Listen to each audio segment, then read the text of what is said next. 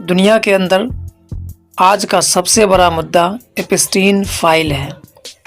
وہ Jeffrey Epstein جو آج سے تقریباً 7 سال پہلے مر چکا ہے، لیکن آج وہ دنیا میں سب سے زیادہ بحث کا مدعا بنا ہوا ہے۔ آخر ایپسٹین فائل ہے کیا؟ چلیے مختصر میں آپ کو بتاتا ہوں ایپسٹین فائل سے جڑی کچھ جانکاریاں۔ ایپسٹین فائل سے مراد وہ سرکاری دستاویزات، عدالت میں جمع کروائے گئے کاغذات، گواہوں کے record, e mails, flight logs اور تفتیشی مواد ہے جو امریکی سرمایہ کار جیفری ایپسٹین کے خلاف الزامات اور مقدمات سے متعلق سامنے آئے۔ یہ فائلیں مختلف مراحل پر منظر عام پر آ چکی ہیں، کچھ عدالت کے حکم پر، کچھ میڈیا کی تفتیش کے نتیجے میں اور کچھ متاثرین کے درخواستوں کے بعد، یعنی ان لڑکیوں کے جن کے ساتھ زیادتی ہوئی تھی، جن کا ریپ ہوا تھا۔ جیفری ایپسٹین ایک امیر اور با اثر شخص سمجھا جاتا تھا جس کے تعلقات سیاستدانوں، کاروباری شخصیات اور مشہور لوگوں تک پھیلے ہوئے تھے، لیکن اس کے خلاف کم عمر لڑکیوں کے ساتھ جنسی استحصال اور اسمگلنگ جیسے سنگین الزامات نے 2000 کی دہائی کے اوائل میں اس کے خلاف تحقیقات شروع کی گئی۔ فیڈرل بیورو انویسٹیگیشن کے ذریعے 2008 میں ایپسٹین نے فلوریڈا میں ایک متنازعہ پلی بارگین کے تحت کم سزا حاصل کی، یعنی جس میں باقاعدہ جج کے ساتھ ڈیل کیا گیا اور جج نے اس کو اتنی کم سزا دی جس کے بارے میں جن لوگوں نے بھی سنا وہ حیران تھے کہ جیفری ایپسٹین اتنا بڑا مجرم ہے، سیکس ریکٹ چلاتا تھا، بلکہ چھوٹی چھوٹی بچیوں کے ساتھ وہ گھناؤنی اور گندی حرکت کرتا تھا اور ساتھ ہی اپنے مہمانوں سے بھی کرواتا تھا، جس کے بارے میں اندازہ لگانا بے حد مشکل ہے۔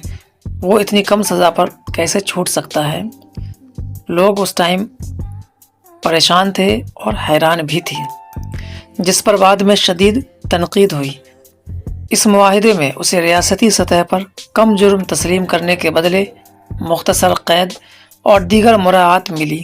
متاثرین اور انسانی حقوق کی تنظیموں نے اس فیصلے کو انصاف کے منافی قرار دیا۔ 2019 میں اسے دوبارہ گرفتار کیا گیا۔ اس بار وفاقی سطح پر کم عمر لڑکیوں کی جنسی اسمگلنگ کے الزامات میں اسے میٹروپولیٹن نیو یارک میں رکھا گیا، جہاں اگست 2019 میں وہ مردہ پایا گیا۔ سرکاری طور پر اسے خودکشی قرار دیا گیا، مگر اس واقعے نے دنیا بھر میں سوالات کو جنم دیا۔ دراصل جب جیفری ایپسٹین نیو یارک کے جیل میں تھا تو جس رات اس کی موت ہوئی، سرکار نے جس کو خودکشی کہا یعنی سوسائڈ، 2 منٹ کے فوٹیج اور ویڈیوز غائب ہیں۔ کہا گیا کہ کیمرہ خراب ہو گیا تھا۔ اسی لیے آج بھی ایپسٹین کی موت سوالوں کے گھیرے میں ہے۔ ایپسٹین فائل میں شامل مواد میں فلائٹ لاگز خاص طور پر توجہ کا مرکز بنے۔ ان میں ان کے نجی طیارے کے سفر کی تفصیلات تھیں، جن میں کئی معروف شخصیات کے نام درج تھے۔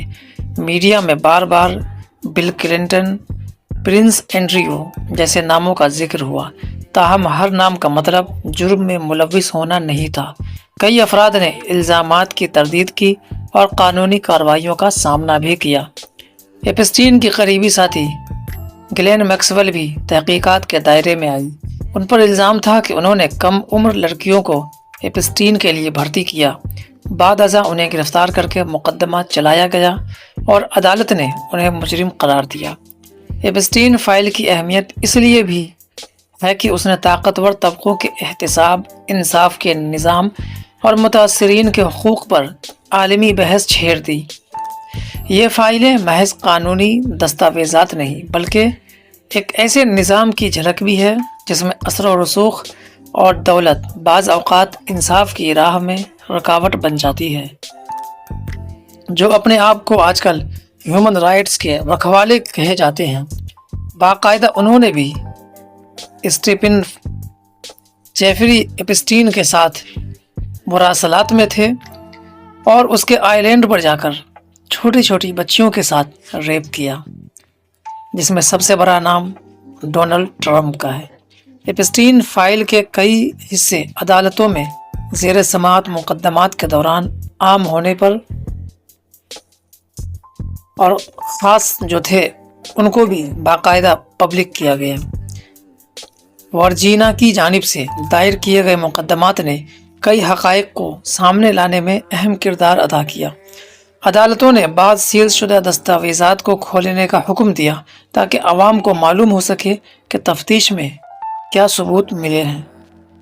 فلائٹ لاگز، ای میل مراسلات اور بعض گواہوں کے بیانات نے اس نیٹ ورک کی وسعت پر روشنی ڈالی۔ تاہم قانونی اصول کے تحت یہ واضح کیا گیا کہ کسی کا نام آ جائے تو خود بخود جرم ثابت نہیں کرتا۔ عدالتوں میں ثبوت اور قانونی معیار کے مطابق ہی فیصلہ کیا جاتا ہے۔ گلین میکسویل کے مقدمے کے دوران کئی متاثرین نے گواہی دی۔ عدالت نے 2021 میں انہیں متعدد الزامات میں مجرم قرار دیا۔ اس فیصلے کو متاثرین کے لیے ایک اہم سنگ میل سمجھا گیا۔ ایپسٹین کی موت کے بعد اس کی جائیداد اور مالی معاملات کی چھان بین بھی ہوئی۔ اس کے نیو یارک، فلوریڈا اور امریکی ورجن آئی لینڈ میں جائیدادیں تھیں۔ خاص طور پر اس کا نجی جزیرہ میڈیا کی توجہ کا مرکز بنا۔ تفتیشی رپورٹس میں وہاں ہونے والی سرگرمیوں کا ذکر کیا گیا، مگر عدالت میں قابل قبول ثبوت ہی فیصلہ کن رکھتے ہیں۔ ایپسٹین فائل کی جاری ہونے سے سوشل میڈیا اور خبروں میں قیاس آرائیاں بھی بڑھ گئی۔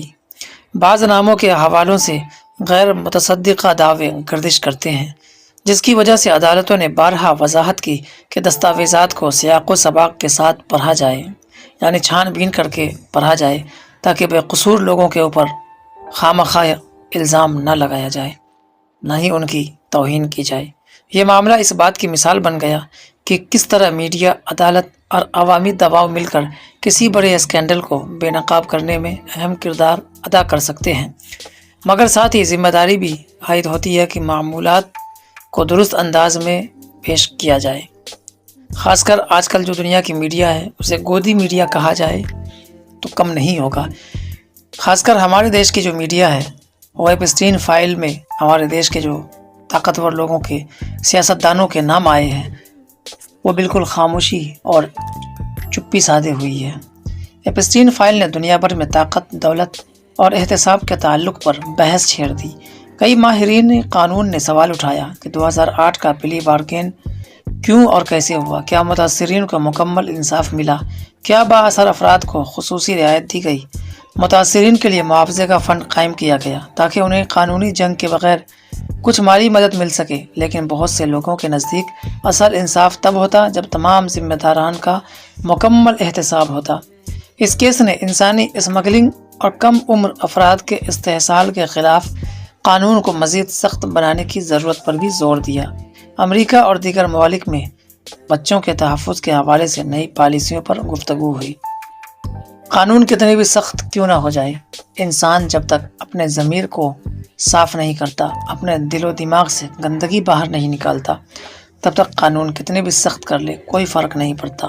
اس لیے کہ جو طاقتور لوگ ہیں، جو سرمایہ دار لوگ ہیں، جن کے پاس کروڑ ہا کروڑ پیسے ہیں، وہ اپنے پیسوں کا استعمال کر کے گندی حرکتیں کرتے رہیں گے تو پھر قانون کتنے بھی سخت ہو کوئی فائدہ نہیں، کیونکہ قانون ان کی رکھیل ہو جاتی ہے۔ وہ جیسے چاہتے ہیں ویسے قانون کو اپنے حساب سے یوز کرتے ہیں۔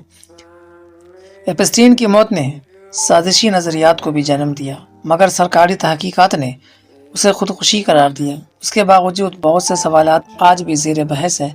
ایپسٹین فائل کا مکمل مواد اب بھی مختلف قانونی مراحل سے گزر رہا ہے اور کچھ دستاویزات وقتاً فوقت سامنے آتی رہی ہے۔ آخرکار ایپسٹین فائل ایک فرد کی کہانی سے بڑھ کر ایک نظام کی عکاسی کرتی ہے، ایک ایسا نظام جہاں طاقت اور دولت کے سائے میں جرائم چھپ سکتے ہیں مگر سچ بالآخر سامنے آ ہی جاتا ہے۔ یہ کیس متاثرین کی آواز بن کر ابھرا اور دنیا کو یاد دلایا گیا کہ انصاف کی جدوجہد طویل ضرور ہو سکتی ہے مگر ناممکن نہیں۔ ایپسٹین وہ انسان ہے جو دنیا کی سب سے خوفناک، خطرناک اور سازشی خفیہ ایجنسی موساد کا وہ جاسوس تھا۔ موساد کے کہنے پر اس نے یہ سارے کام کیے اور جتنے بھی کلائنٹ اس کے پاس گئے تھے ان سارے کے ویڈیوز، فوٹیز اور باقاعدہ ایک ڈائری ترتیب دی گئی، اور پھر اس کے بعد ایک ایک کر کے سب کو بلیک میل کیا گیا جس سے جو ضرورت نکل سکتی تھی۔ ابھی تو آدھے سے بھی کم اس کے فائل کھلے ہیں، ابھی آدھے فائل تقریباً باقی ہے جو وقت آنے پر اسے بھی پبلک کیا جائے گا۔ دوستو، ایپسٹین وہ شیطان، وہ درندہ تھا جس کے بارے میں جتنا بھی کہا جائے، برائی کی جائے وہ کم ہے۔ اس نے قریب 1,00,000 معصوم چھوٹی بچیوں کے ساتھ ریپ کیا اور اس کو پکا کر اس کا گوشت کھایا۔ یہ انسان نہیں تھا، یہ وحشی درندہ تھا۔ درندے بھی چھوٹے بچوں کے ساتھ ایسا نہیں کرتے جیسا موساد کے لوگ کرتے ہیں۔ ویڈیو اچھی لگی ہو تو اسے لائک شیئر ضرور کریں۔ چینل پر نئے ہیں تو چینل کو سبسکرائب کرنا نہ بھولیں۔